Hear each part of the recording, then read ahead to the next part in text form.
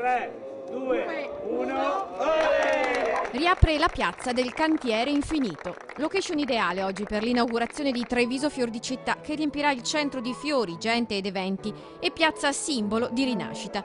Dopo mesi di lavori, di più o meno inattesi ritrovamenti archeologici, oggi si sono silenziate le interminabili polemiche e rivendicazioni da parte di chi lavora o abita nella piazza. Insomma, oggi si ricomincia. È vero che siamo un po' siamo in ritardo di 10 anni, perché 10 anni fa questa piazza era stata promessa ai cittadini e a chi ha aperto attività qui che sarebbe diventata pedonalizzata, per cui siamo arrivati 10 anni dopo. L'inaugurazione ufficiale della piazza avverrà più in là, mancano ancora alcuni accorgimenti, diverse rifiniture, ma la premura era quella di ridare questo importante spazio ai cittadini, grattacapo ingombrante per tutta la giunta Manildo. Quello che prima era una strada e un parcheggio adesso è un luogo di incontro, le bancarelle di Treviso Fior di Città fanno già vivere questo spazio in un modo molto bello e vivace, e sento i primi commenti delle persone che sono veramente dei commenti entusiasti. Siamo partiti da una delle più belle piazze che finalmente è ritornata alla vita cittadina, la cittadinanza è felicissima, un weekend che dovrebbe essere meraviglioso per la città di Treviso. Polemiche intanto bandite, la piazza trova commenti favorevoli e pare esserci già la fila per aggiudicarsi questi locali